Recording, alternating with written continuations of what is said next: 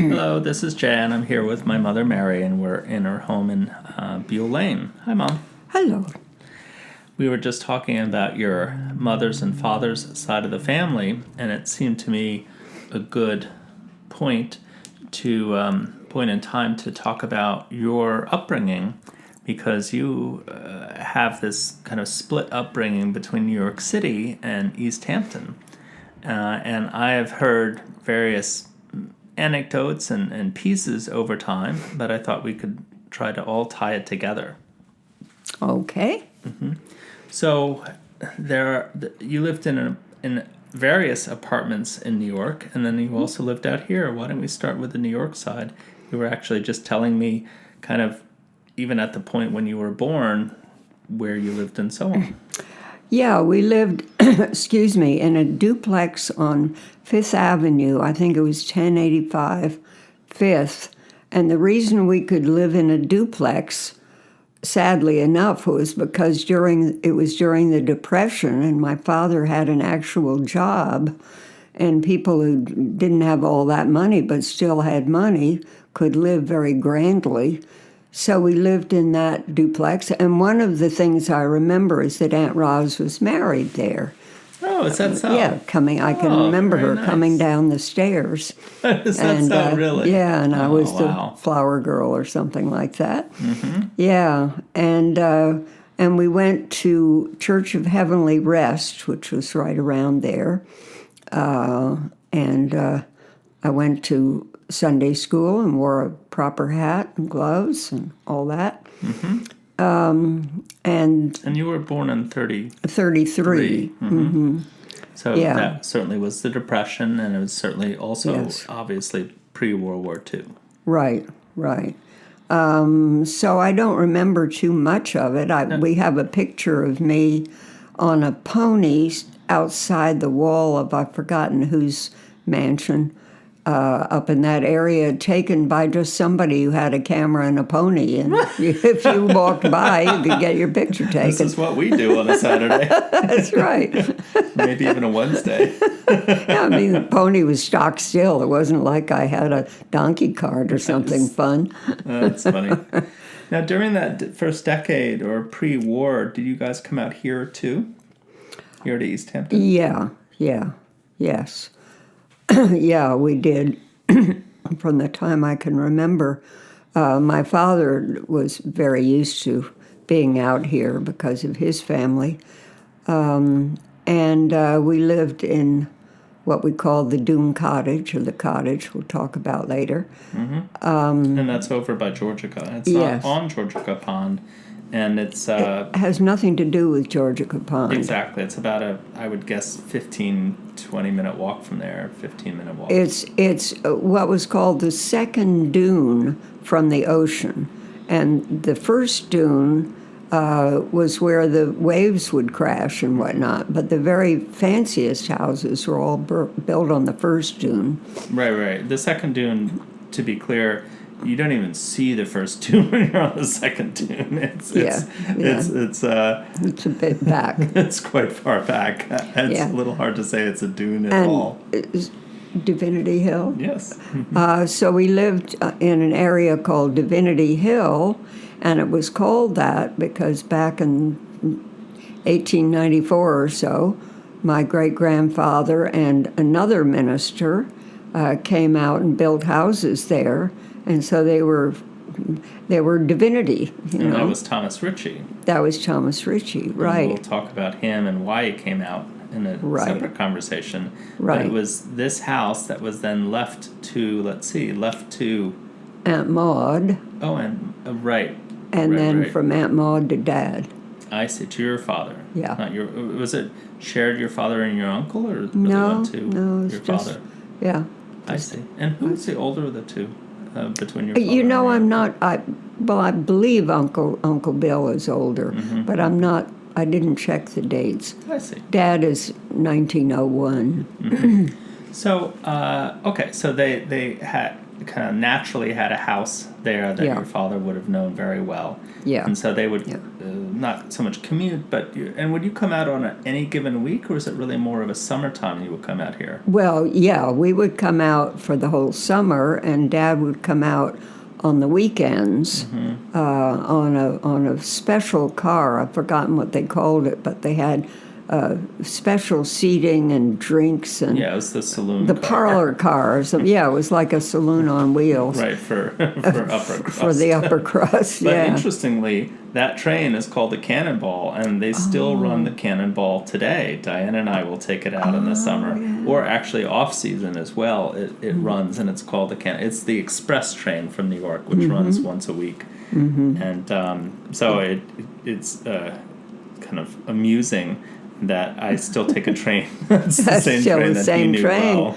Yeah, and Johnny would have, my brother, Johnny I always called him, would go out and put pennies on the track because that was the big deal. And the train would go away and you'd have a squished penny. Right, if it didn't shoot out like a bullet.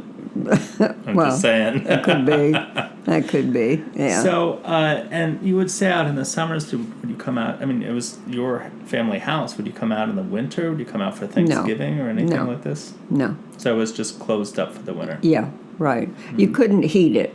It was not built to. That's why we ended up, or Mom and Dad ended up buying the Beulah Lane house to live here in the winter and there in the summer. I see. Well, we'll talk about that another time. Right. So then comes World War II. Yes, and my father had been an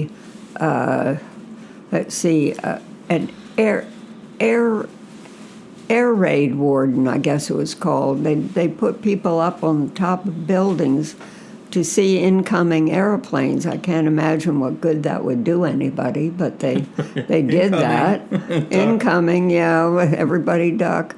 And he belonged to the 7th Regiment, which was in the city, which is now a wonderful theater space, but back then it was just the 7th That's Regiment. one of the Park Armories? Yes, And yes. was it the 23rd Street one or the 65th Street? Probably the 65th, yeah. Oh, Right. well, Diane and I love going to the theater Yeah. there. It's really, Yeah. these are remarkable Yeah. buildings. Yeah, There are a is. football field inside, and they're like 8 or 10 Right. stories hollow to the top. That's right. I see, really. Yeah. So he Yeah. it was used for its purpose back in that day. Yeah, he was too old to. He was 40, I guess, or something like that. So he couldn't join the army. He and his brother had signed up for World War I and went to boot camp, but then the war was over. Poor things. Well, they survived. Yeah, right. So he was an air raidman, but Yeah. did you guys stay in the city? No, we didn't. He decided it was doomed to be struck with either submarines or airplanes. So he moved us And can out. I just ask, was that like his personal view, or was there a fear in the air at that time? There was a lot of fear. I read about that recently, and everybody felt that way. Really? Yeah, it was very, very fearsome time. Is there any connection? I don't really know the question asked, but there was a submarine, a German submarine that came up off the eastern tip of Long Island. Well, right 5 miles away from here, Amagansett. Yeah. Yeah. So there was a sense, like, I mean, I didn't know what these guys were thinking. They maybe wanted to pick up some sandwiches. Yeah, right. They came on. Well, that's a whole other story we'll get to another time. It's a great story. But there's some notion still that this is real and it could affect them. Oh, yeah.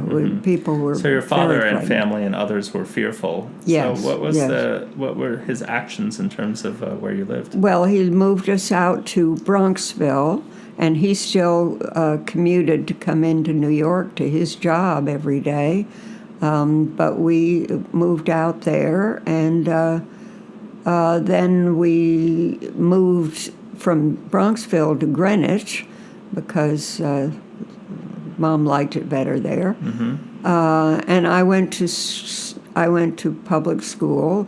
Johnny was sent away to prep school. My Uncle John is 5 years older than you. Yeah, right. So he was still a He was teenager. 13. Yeah, he was sent away at 13 to prep school. It's just a shame. That's why I really don't feel I ever knew him very well, because he was away forever. And where was the prep school? Middlesex. Oh, yes, of course. Yeah, yeah. So we lived there, and we went to somewhere different in the summer. I can't remember. You mean not out here in Long Island? Is that No, what you mean by no. different? We went in Connecticut, Newtown. I don't Okay. remember. And in the summer Johnny was home, and so he was the lifeguard. And this was the day of severe gas rationing. And for some reason, lifeguards got their parents got rationed gas. Extra gas? So we'd go out there, and of course nobody else was there because nobody could get there because they had no gas.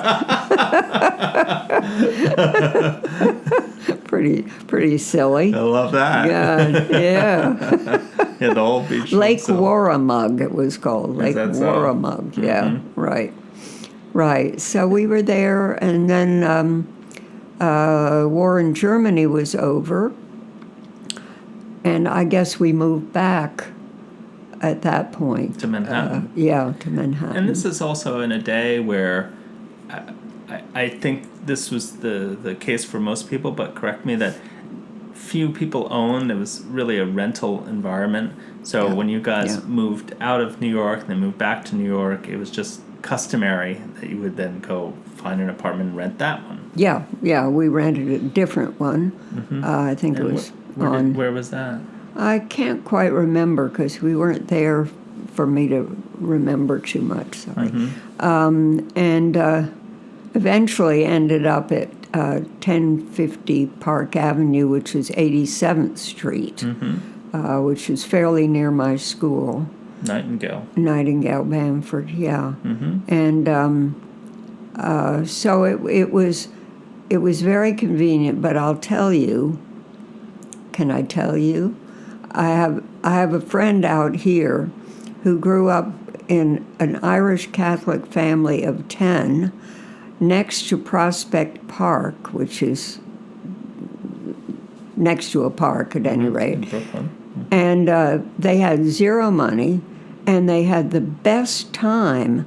And I always tell him, I wish I wasn't allowed to go out by myself, and if I did go out, I certainly couldn't go over to Lexington Avenue. Oh, God knows. And you had to wear your hat and your gloves, and everything was scripted. That was the word I always used, or use now. It sounds like a really appealing environment. Oh, it's awful. Yeah. Yeah, but at any rate, it was an upbringing. And after the war, then your family returned to coming out to the cottage. Yes. For the summer. Yes, we did. And then, so this apartment on Park Avenue in 87th, this was like your folks didn't move from there. That was the last apartment in New York? Well, very further on, Dad moved down to a place called Peter Cooper Community, which had been started by the Metropolitan Life. And it was right near he's sick of the subway. And I guess Johnny and I had left. We were at college or something. So they moved down there, and that was their... I see. And then moved out here. Permanently move out here? Yeah. Oh, right, because the cottage is not heated. So how does that... I just thought that your father had passed away when your mother bought Beale Lane, but I guess I'm wrong. Yeah. No, they bought it in the 50s sometime. But early. This 85 Beale Lane, they bought this in the 50s. Yes, Yes, they did. And they added on to it, so it makes it very, very cozy and lovely to... And Beale Lane, then and now it's a bit of an address, but even when I was growing up, Beale Lane was the sleepiest little street north of Main Street, so it's kind of on the wrong side. Not so much to say the wrong side of the tracks, but definitely lesser Oh yeah, it's south of it's north of the highway. You wanted to be south of the highway if you were in the game. Right. Well, we're definitely out of the game. We were definitely out of the game. Preferred it. Yeah. But about 20 years ago, something around the year 2000, but I don't know precisely, the Department of Transportation decided to make Route 114, which had always existed. This is the route between Sag Harbor and East Hampton. Really make that last little leg of 114 a first-class highway, frankly, or street. Yeah. And that is it's exactly identical to Buell Lane, and so we have cars going by right now. And I call it the freeway now. It's a bit of a freeway. Yeah. And it's a pity because the DOT could have made another choice to make a kind of, well, it's a right or a left. You had to make a turn either way. They could have gone to the light over by the Getty, and then actually people would have a light. Yeah. And it would be saner than the extension, the corner down at Buell Lane in Maine. Yeah. But Buell Lane extension now is like the Buell Lane that I remember growing up, and there's no traffic. It's just completely quiet. Right. But the beautiful part of the house for people who walk a lot is that it's within walking distance of not only the ocean but the village. Mm-hmm. So it's. And was that on their mind when they bought this place? Because you couldn't you couldn't walk. I mean, you could. But it's more of a hike to walk from the village over to the Dune Cottage. I don't think that was on their mind. I think just it happened to be on the, it happened to be on the market. Mm-hmm. And it was an old farmhouse. And that's why they added to it, because it was very small. I think it's 1,600 square feet or something like that now. And what is the relationship of when they bought this house? And did you say year 55? I think 55, something like that. Yeah, it's about when Dad retired, and I can't remember quite the year, but around then. And then, what is the relationship of purchasing this one and selling the cottage? When Dad died, Mom was very worried about. She'd never managed any finances, so her idea was to sell anything that was sellable, and. Unfortunately, she did at a time when it wasn't worth very much. But I mean, I wouldn't have lived there because it's it's isolated. So this is perfect for me. Yeah, and the village itself is just a wonderful place for an old lady to live because everybody is so friendly and kind and always asking, "What do you need?" And, right. So it's perfect for me. I see. Well, so these are all the places you grew up in, and you're right at home. Yes, that's right. That's right. Well, how wonderful. Yeah. And one last thing, when I drive down, just coming into the village, it looks exactly the way it did when I was 5 years old or whatever it was. Yeah. Well, at least the street does and the trees. Yeah, right. Well, this has been wonderful. Okay, Thank great, you, Mom. Fun. Yeah, thank you, Jay. Bye.